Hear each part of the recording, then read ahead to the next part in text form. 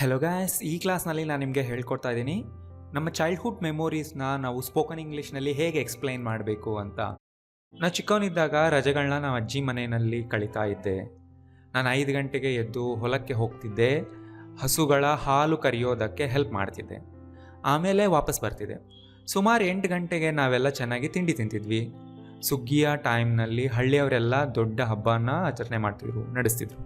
So ಇದು ನನ್ನ ಚೈಲ್ಡ್ಹುಡ್ನಲ್ಲಿ ನಾನು ಇದನ್ನು ಯಾವಾಗಲೂ ಮಾಡ್ತಾನೇ ಇದ್ದೆ, ರಿಪೀಟೆಡಾಗಿ ಆಗ್ತಾನೇ ಇತ್ತು. ಯಾವುದೋ ಒಂದು ಟೈಮ್ನಲ್ಲಿ ಆಗಿಲ್ಲ ಅಲ್ವಾ, ಒಂದು ಸಂದರ್ಭ ಅಲ್ಲ ಅಲ್ವಾ. ನಾನು 2008ನಲ್ಲಿ ಹೋಗಿದ್ದಾಗ ಏನು ಮಾಡಿದೆ, ಲಾಸ್ಟ್ ಇಯರ್ ನಮ್ಮ ಅಜ್ಜಿ ಮನೆಗೆ ಹೋದಾಗ ಏನು ಮಾಡಿದೆ ಅನ್ನೋದಲ್ಲ. ಸೊ ಆದ್ದರಿಂದ ಇಲ್ಲೆಲ್ಲೂ ಸಿಂಪಲ್ ಪಾಸ್ಟ್ ಟೆನ್ಸ್ನ ಯೂಸ್ ಮಾಡಬಾರ್ದು. ವೆಂಟ್, ಏಟ್, ಹೆಲ್ಪ್ಡ್ ಬರಲ್ಲ. ಸಿಂಪಲ್ ಪಾಸ್ಟ್ ಟೆನ್ಸ್ ಯಾವಾಗಲೂ ಪಾಸ್ಟ್ನ ಯಾವುದೋ ಒಂದು ಈವೆಂಟ್ ಬಗ್ಗೆ ಮಾತಾಡ್ತಾ ಇದ್ದಾಗ ಅದನ್ನು ಎಕ್ಸ್ಪ್ಲೈನ್ ಮಾಡೋದಕ್ಕೆ ಯೂಸ್ ಮಾಡ್ತೀವಿ ಅಷ್ಟೇ, ರೈಟ್? ಸೊ ಹೇಗೆ ಹೇಳಬೇಕು ನೋಡಿ ಇಲ್ಲಿ. When I was a boy, I use to spend my holidays in my grandma's house. I would get up at 5 and go to the farm. I would help milk the cows and I would return. I would na short ಮಾಡಿದ್ದೀನಿ, I'd help milk the cows and I'd return. At around 8, we would all eat a huge breakfast. Villagers used to hold a great feast at harvest time. Right? So ಯಾವಾಗಲೂ ಕೂಡ ನಾವು ಪಾಸ್ಟ್ನಲ್ಲಿ ಮೊದಲು ಏನು ಮಾಡ್ತಾ ಇದ್ವಿ, one ಟೈಮ್ನಲ್ಲಿ ಅಲ್ಲ, ರೊಟೀನ್ ಹೇಗಿತ್ತು, ಪಾಸ್ಟ್ ಹ್ಯಾಬಿಟ್ಸ್ ಹೇಗಿತ್ತು ಅಂತ ಮಾತಾಡುವಾಗ ಯಾವಾಗಲೂ ಕೂಡ ಯೂಸ್ ಟು ಇಂದ ಸ್ಟಾರ್ಟ್ ಮಾಡಬೇಕು. ಆಮೇಲೆ ಆ ಸ್ಟೋರಿನ ಡೆವಲಪ್ ಮಾಡೋದಕ್ಕೆ ಯೂಸ್ ಟು ಆದರೂ ಯೂಸ್ ಮಾಡಿ, ವುಡ್ ಆದರೂ ಯೂಸ್ ಮಾಡಿ. ತುಂಬ ಸರಿ ಯೂಸ್ ಟು ಬದಲು ವುಡ್ ಇಂದಾನೆ ಹೇಳ್ಕೊಂಡು ಹೋಗ್ತೀವಿ ಆ ಸ್ಟೋರಿನ ಕಂಟಿನ್ಯೂ ಮಾಡೋದಕ್ಕೆ. ಎವ್ರಿ ಸೆಂಟೆನ್ಸ್ನಲ್ಲೂ ಯೂಸ್ ಟು ಅಂತ ಹೇಳೋ ಬದಲು ಅದನ್ನು ಪ್ರಿಫರ್ ಮಾಡಲ್ಲ, ವುಡ್ನ ಪ್ರಿಫರ್ ಮಾಡ್ತಾರೆ. ಸೊ ಎರಡೂ ಸೆಂಟೆನ್ಸ್ ಸ್ಟ್ರಕ್ಚರ್ ಮೇಲೂ ಡೀಟೇಲ್ಡ್ ವಿಡಿಯೋ ಮಾಡಿದ್ದೀನಿ, ನೀವು ನೋಡಿಲ್ಲ ಅಂದರೆ ಹೋಗಿ ನೋಡಿ. ಅವೆರಡರ ಲಿಂಕ್ ಈ ವಿಡಿಯೋ ಎಂಡಲ್ಲಿ ನಾನು ಕೊಡ್ತೀನಿ, ಆಮೇಲೆ ಹೋಗಿ ನೋಡಿ.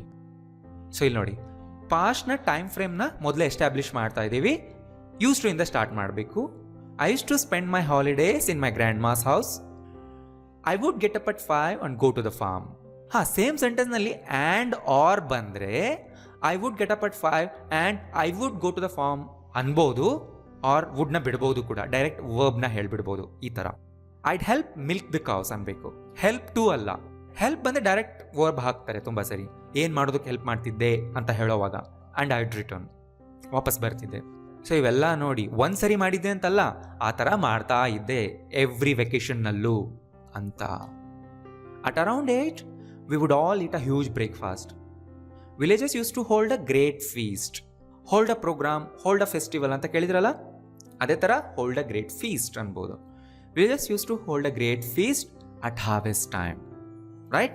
ಹಾಗೆ ನಿಮ್ಗೆ ಡೌಟ್ ಬರ್ಬೋದು, ಫಸ್ಟ್ ಯೂಸ್ ಟು ಮಾಡಿ ಆಮೇಲೆ ವುಡ್ ಬರಲೇಬೇಕಂತ. ಆ ಥರ ರೂಲ್ ಏನಿಲ್ಲ. ಯೂಸ್ ಟು ವುಡ್ನ ಮಿಕ್ಸ್ ಮಾಡಿ, ವುಡ್ ಆದರೂ ಹೇಳಿ, ಯೂಸ್ ಟುನಾದರೂ ಹೇಳಿ, ರೈಟ್? ಆಮೇಲೆ ಎಕ್ಸಾಂಪಲ್ನಲ್ಲಿ ನೋಡಿ ನಾನು ಹೇಗೆ ಮಿಕ್ಸ್ ಮಾಡಿರ್ತೀನಿ, ಹೇಗೆ ಒಂದೇ ಹೇಳಿರ್ತೀನಿ ಅಂತ ಗೊತ್ತಾಗುತ್ತೆ. ಬಟ್ ಸೆಂಟೆನ್ಸ್ ಸ್ಟಾರ್ಟ್ ಮಾಡುವಾಗ ಯೂಸ್ ಟು ಇಂದಾನೆ ಸ್ಟಾರ್ಟ್ ಮಾಡಿ. ಇನ್ನೊಂದು ಸ್ಟೋರಿ ನೋಡಿ. ಈಗ ಅವರು ಮೇಡಮ್ ರಾಧಾ, ಅವರು ಸ್ಕೂಲ್ನಲ್ಲಿ ನಮಗೆ ಇಂಗ್ಲೀಷ್ ಟೀಚರ್ ಆಗಿದ್ರು.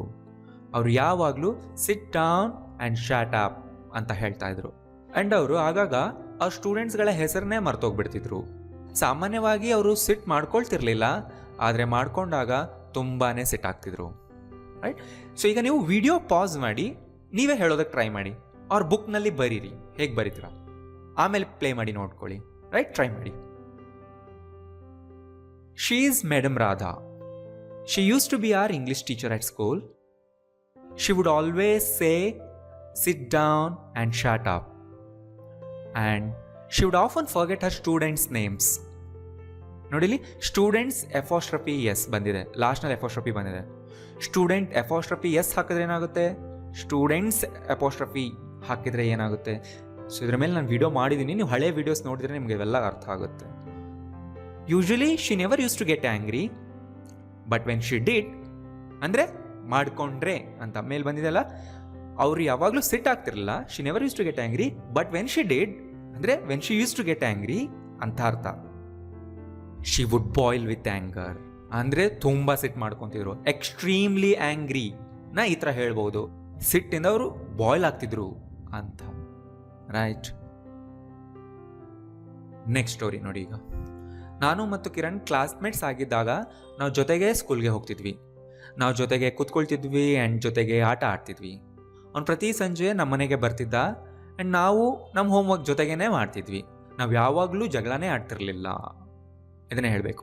ಈಗ ವಿಡಿಯೋ ಪಾಸ್ ಮಾಡಿ ನೀವು ಟ್ರೈ ಮಾಡಿ, ಹಾಗೆ ಹೇಳಿ ಅವ್ರ ಬುಕ್ನಲ್ಲಾದರೂ ಬರೀರಿ, ಆಮೇಲೆ ಚೆಕ್ ಮಾಡ್ಕೊಳ್ಳಿ answer. When Kiran and I were classmates, we used to go to school together, we would sit together and we would play together ಅಂತ ಹೇಳ್ಬೋದು. ಸೇಮ್ ಸಬ್ಜೆಕ್ಟ್ ಇದೆ ಅಲ್ವಾ, ವಿ ಮತ್ತೆ ಬರ್ತಿದೆ, ವುಡ್ ಮತ್ತೆ ಬರ್ತಿದೆ. ಆ ಥರ ಆ್ಯಂಡ್ ಆದಮೇಲೆ ಬಂದರೆ same subject and helping verb, ಅದನ್ನು ಡ್ರಾಪ್ ಮಾಡ್ಬೋದು. ಈ ಥರ we would sit together and play together. He would come to my home every evening and we would do our homework together. We would never quarrel with each other. Right? So ಗೊತ್ತಾಯ್ತಲ್ಲ? Next story ನೋಡಿ. ನಾನು ಚಿಕ್ಕವನಿದ್ದಾಗ ಸ್ಕೂಲ್ಗೆ 3 kilometre ನಡ್ಕೊಂಡು ಹೋಗ್ತಿದ್ದೆ. And ಸಂಜೆ ನಮ್ಮ ಚಿಕ್ಕಪ್ಪ ನನ್ನನ್ನು ಸ್ಕೂಲಿಂದ ಮನೆಗೆ ಕರ್ಕೊಂಡು ಹೋಗ್ತಿದ್ರು. ಬೇರೆ ಎಲ್ಲರ ಥರನೇ ನಾನು ಊರು ಹೊಡೆದು ಓದ್ತಿದ್ದೆ. ನಾನೊಂದು ಡೈರಿ ಇಟ್ಕೊಂಡಿದ್ದೆ, ಆದರೆ ಅದರಲ್ಲಿ ಏನೂ ಬರಿತಾನೆ ಇರಲಿಲ್ಲ. ಆ್ಯಂಡ್ ನಾನು ಯಾವಾಗಲೂ ನಾನು ಹೋಮ್ವರ್ಕ್ ಮರ್ತು ಹೋಗ್ತಿದ್ದೆ. ಟ್ರೈ ಮಾಡಿ, ಈಗ ವಿಡಿಯೋ ಪಾಸ್ ಮಾಡಿ, ಆಮೇಲೆ ಬಂದು ಆನ್ಸರ್ ಚೆಕ್ ಮಾಡಿ. As a young boy, so ನೋಡಿ ಇಲ್ಲಿ ನಾನು ಸ್ಟೋರಿನ ಹೇಗೆ ಸ್ಟಾರ್ಟ್ ಮಾಡ್ತಿದ್ದೀನಿ. As a young boy, when I was a child, when we were kids, in my childhood, ಈ ಥರ ಸ್ಟೋರಿನ ಸ್ಟಾರ್ಟ್ ಮಾಡಿದ್ರೆ ಗೊತ್ತಾಗೋಗುತ್ತೆ. ಟೈಮ್ ಫ್ರೇಮ್ನ ಸೆಟ್ ಮಾಡ್ತಿದ್ರೆ ಮೊದಲೇ ನೀವು ಈ ಥರ ಹೇಳಿ. ನಾನು ಡಿಫ್ರೆಂಟಾಗಿ ಕೊಡ್ತಾ ಇದ್ದೀನಿ ಎಲ್ಲ ಕಡೆನೂ. I use to walk 3 kilometers to school and my uncle always used to pick me up from school in the evenings. Like everybody else, ಬೇರೆ ಎಲ್ಲರ ಥರನೇ I also used to learn everything by rote. Learn by rote ಅಂದರೆ ಗಟ್ ಮಾಡಿ ಓದೋದು, ಊರು ಹೊಡೆದು ಓದೋದು, ಅಲ್ಲಿರೋದನ್ನು ಅರ್ಥ ಮಾಡ್ಕೊಳ್ಳಿ ಸುಮ್ಮನೆ ಓದೋದು ಅವ್ರು ಸುಮ್ಮನೆ ಬರೆಯೋದು. ನಾವೆಲ್ಲರೂ ಮಾಡಿದ್ವಲ್ಲ, ಅದನ್ನು ಇಂಗ್ಲೀಷ್ನಲ್ಲಿ ಲರ್ನ್ ಬೈ ರೋಟ್ ಅಂತೀವಿ. ರೈಟ್? ಬೇರೆ ಎಲ್ಲರ ಥರನೇ I also used to learn everything by rote. I use to keep a diary but would never write anything in it. And I would always forget my home work. Right? ಗೊತ್ತಾಯ್ತಲ್ಲ? So ಇಲ್ಲಿ ಏನಾದರೂ rule ಇದೆಯಾ? Use ಟುನ ಎಷ್ಟು ಸರಿ use ಮಾಡಬೇಕು, ವುಡ್ನ ಎಷ್ಟು ಸರಿ use? No, ಆ ಥರ ಏನು ರೂಲ್ ಇಲ್ಲ ಎಷ್ಟು ಸರಿ ಬರಬೇಕಂತ. ಫಸ್ಟ್ ಸೆಂಟೆನ್ಸ್ ಯಾವಾಗಲೂ ಯೂಸ್ ಟು ಇಂದ ಹೇಳಿ, ಆಮೇಲೆ ವುಡ್ ಇಂದ ಹೇಳ್ಕೊಂಡು ಹೋಗಿ. ಯೂಸ್ ಟುನ ಮಿಕ್ಸ್ ಮಾಡಿ ಹೊಸ ಸೆಂಟೆನ್ಸ್ ಸ್ಟಾರ್ಟ್ ಮಾಡ್ತಾ ಇದ್ರೆ, ರೈಟ್, ಅದೇ ಸೆಂಟೆನ್ಸ್ನ ಕಂಟಿನ್ಯೂ ಮಾಡ್ತಾ ಇದ್ರೆ ವುಡ್ನ ಹಾಕೊಂಡು ಹೋಗಿ. ರೂಲ್ ಏನಿಲ್ಲ ಎಷ್ಟೆಷ್ಟು ಬರಬೇಕಂತ, but first sentence used to ಇರಬೇಕು. ಆ್ಯಂಡ್ ವುಡ್ ಮುಂದೆ ಎಂಥ ವರ್ಬ್ಸ್ ಹಾಕಬೇಕು ಅನ್ನೋ ರೂಲ್ಸ್ ಗೊತ್ತಿರಬೇಕು ನಿಮಗೆ. ನಾನು ಆ ಕ್ಲಾಸ್ನಲ್ಲಿ ಹೇಳ್ಕೊಟ್ಟಿದ್ದೆ, ಲಾಸ್ಟ್ನಲ್ಲಿ ಲಿಂಕ್ ಕೊಡ್ತೀನಿ, ಆಮೇಲೆ ಹೋಗಿ ನೋಡಿ. ನೆಕ್ಸ್ಟ್ ಸ್ಟೋರಿ ನೋಡಿ. ಈಗ ನಾವು ಮಕ್ಕಳಾಗಿದ್ದಾಗ ನಾನು ಯಾವಾಗಲೂ ಸಂತೋಷವಾಗಿರ್ತಿದ್ದೆ.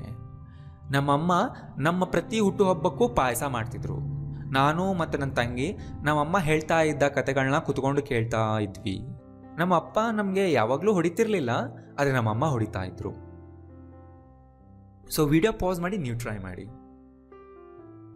When we were kids, I use to feel happier all the time. My mother would prepare sweet on our every birthday. My sister and I would be sitting and listening to the stories that my mother would tell us. ಇಲ್ಲಿ ನೋಡಿ, my sister and I would be sitting and listening. ಯಾಕೆಂದರೆ ಕೂತ್ಕೊಂಡು ಕೇಳ್ತಾ ಇದ್ವಿ ಅಂತ ಹೇಳಬೇಕಲ್ವಾ? So ಪಾಸ್ಟ್ನಲ್ಲಿ ಯಾವಾಗಲೂ ಕೂತ್ಕೊಂಡು, ನಿಂತ್ಕೊಂಡು, ಬಚ್ಚಿಟ್ಕೊಂಡು, ಈ ಥರ ವರ್ಬ್ಸ್ಗಳನ್ನ ಐ ಎನ್ ಜಿ ಫಾರ್ಮ್ನಲ್ಲೇ ಹೇಳ್ತೀವಿ ಅಲ್ವಾ? ಅದರಿಂದ ವುಡ್ ಬಿ ಬಂತಿಲ್ಲಿ. My sister and I would be sitting and listening to the stories that my mother would tell us. That ಜಾಗದಲ್ಲಿ ವಿಚ್ ಕೂಡ ಹಾಕ್ಬೋದು. Listening to the stories which my mother would tell us. Right? My dad never use to beat me but my mom did, or but my mom use to ಅನ್ಬೋದು. Right? So video ಮುಗಿದಾದ್ಮೇಲೆ ಇವನ್ನೆಲ್ಲ ನೋಟ್ಸ್ನಲ್ಲಿ ಬರೆದಿಟ್ಕೊಳ್ಳಿ. ಇದೇ ಥರ ನಿಮ್ಮ childhood ಸ್ಟೋರೀಸ್ನ ಬರೆಯೋದಕ್ಕೆ start ಮಾಡಿ. ಕೆಳಗಡೆ comment ಕೂಡ ಮಾಡಿ, ನಾನು ಚೆಕ್ ಮಾಡ್ತೀನಿ. ನೆಕ್ಸ್ಟ್ ಸ್ಟೋರಿ ನೋಡಿ. ಆಗ ಹಳ್ಳಿಯ ಜನ ಧಾನ್ಯಗಳನ್ನ ಕೈಯಿಂದ ಕುಟ್ಟಿ ಪುಡಿ ಮಾಡ್ತಿದ್ರು, ಅಂದರೆ ಹಿಟ್ಟು ಮಾಡ್ತಿದ್ರು. ಕೃಷಿ ದೇಶದ ಆರ್ಥಿಕ ಬೆನ್ನೆಲುಬಾಗಿತ್ತು. ಟಿವಿಯ ದಿನಗಳಿಗಿಂತ ಮುಂಚೆ ಕುಟುಂಬದ ಜನರೆಲ್ಲ ವಾರ್ತೆ ಕೇಳೋದಕ್ಕೆ ರೇಡಿಯೋ ಮುಂದೆ ಕೂತ್ಕೊಳ್ತಿದ್ರು. ನಿನಗೆ ಗೊತ್ತಾ, ಒಂದು ಚೀಲ ಅಕ್ಕಿಗೆ ಬರೀ 5 ರೂಪಾಯಿ ಖರ್ಚಾಗ್ತಿತ್ತು. ಸೊ ಟ್ರೈ ಮಾಡ್ತೀರಾ ನೀವು? The villagers used to pound the grain into flour by hand. Pound the grain ಅಂದರೆ ಕುಟ್ಟಿ ಪುಡಿ ಮಾಡೋದು. Pound the grain into flour ಅಂದರೆ ಕುಟ್ಟಿ ಪುಡಿ ಮಾಡಿ ಹಿಟ್ಟು ಮಾಡ್ತಿದ್ರು by hand. Right? Agriculture used to be the economic backbone of this country. Before the days of television, families would gather in front of a radio to listen to the news. And you know, rice use to cost just 5 rupees a sack or 5 rupees per sack ಅಂತೀವಲ್ವಾ, common ಆಗಿ ಈ ಥರ ಹೇಳ್ತೀವಿ, 5 rupees a sack. ನಿಜವಾಗ್ಲೂ ಮೊದಲಿನ ಥರ ಈಗಿಲ್ಲ. Really things aren't what they used to be. Okay, ಈಗ ನೆಕ್ಸ್ಟ್ ಸ್ಟೋರಿ ನೋಡಿ. ಸೊ ಈ ಸ್ಟೋರಿನ ನೀವೇ ಓದಿ, ವಿಡಿಯೋ ಪಾಸ್ ಮಾಡಿ, ಬುಕ್ನಲ್ಲಿ ಬರೆಯೋದಕ್ಕೆ ಟ್ರೈ ಮಾಡಿ, ಅವ್ರು ಅಟ್ಲೀಸ್ಟ್ ಹಾಗೆ ಹೇಳೋದಕ್ಕಾದರೂ ಟ್ರೈ ಮಾಡಿ. ಸೊ ಪ್ರಾಕ್ಟೀಸ್ ಆಗುತ್ತೆ ನಿಮಗೆ, ರೈಟ್? ಸೊ ನೀವು ಟ್ರೈ ಮಾಡಿ, ನಾನು ಆಮೇಲೆ ನಿಮ್ಗೆ ಆನ್ಸರ್ ತೋರಿಸ್ತೀನಿ.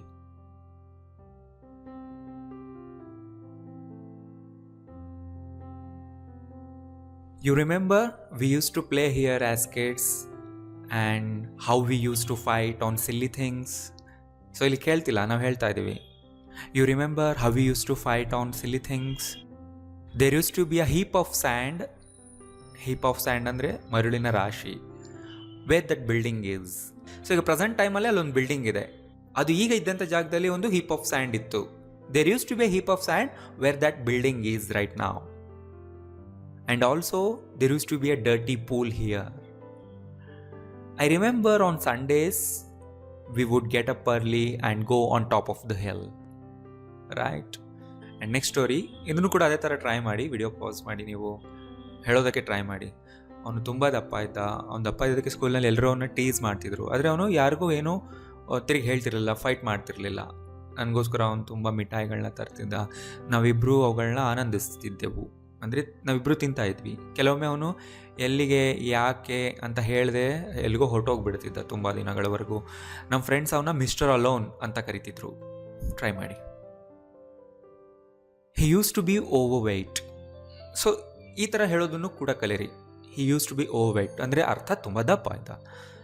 Every one at school use to tease him for being fat. So ನೋಡಿ, ಸೆಂಟೆನ್ಸ್ನ ಹೇಗೆ ಫ್ರೇಸ್ ಮಾಡಿದ್ದೀನಿ. At school everyone use to tease him ಬದಲು ಈ ಥರ ಹೇಳ್ಬೋದು. Everyone at school use to tease him for being fat. ಅವ್ನು ದಪ್ಪ ಇದ್ನಲ್ವಾ, ಸೊ ಫಾರ್ ಬೀಯಿಂಗ್ ದ್ಯಾಟ್, ಅವನು ಆ ಥರ ಇದ್ದಿದ್ದಕ್ಕಾಗಿ ಎಲ್ಲರೂ ಅವನ್ನ ಟೀಸ್ ಮಾಡ್ತಿದ್ರು. But he never use to fight back. Fight back ಅಂದರೆ ತಿರುಗಿ ಹೇಳೋದು, ಜಗಳ ಮಾಡೋದು, right? But he never did that. He would bring me a lot of candies. We both used to enjoy them. So ಈ original ವಿಡಿಯೋದಲ್ಲಿ ನಾನು mistake ಮಾಡಿ ಹೇಳಿದ್ದೆ, ಇಲ್ಲಿ ವುಡ್ ಹಾಕಿ ಅಂತ. We both would. No, rules ಏನು ಹೇಳುತ್ತೆ, ಸ್ಟೇಟಿವ್ ವರ್ಬ್ ಜೊತೆ ಯಾವಾಗಲೂ ಯೂಸ್ ಟು ಹಾಕಬೇಕು. We both used to enjoy them. Sometimes he would go away for days without saying where or why. Our friends used to call him mister alone at high school.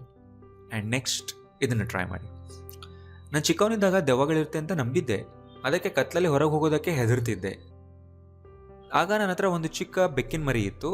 ಅದು ಯಾವಾಗಲೂ ನನ್ನ ಮನೆಗೆ ಬರೋವರೆಗೂ ಏನಾದರೂ ಒಂದರ ಕೆಳಗಡೆ ಅಡ್ಕೊಂಡು ಕೂತ್ಕೊಳ್ತಿತ್ತು. ಆಮೇಲೆ ಜೋರಾಗಿ ನನ್ನ ಮೇಲೆ ಎಗರ್ಬಿಡ್ತಿತ್ತು.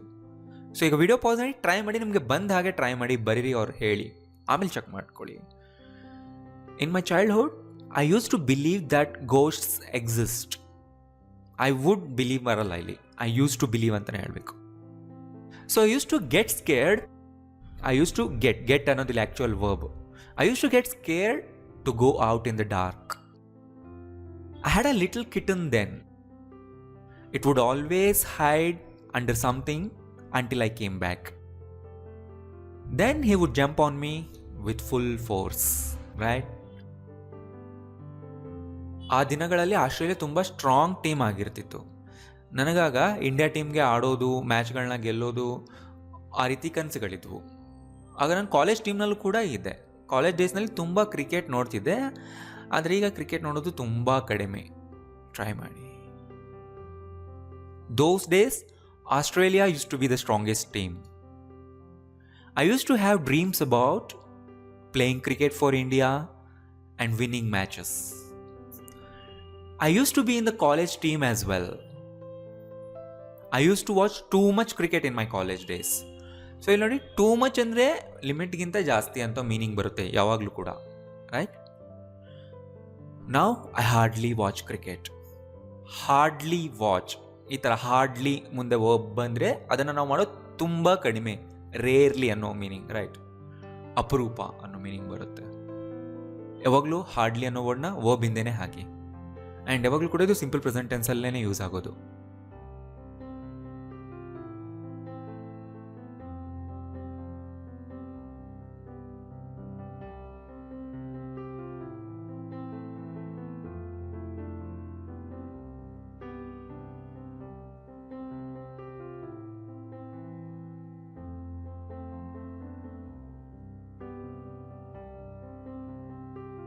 It used to be a small town where people would make a living by farming. When she was a baby, she would always cry. When she grew up, she would sometimes cook with her mother. We always used to be together. But now, we hardly meet each other. Right.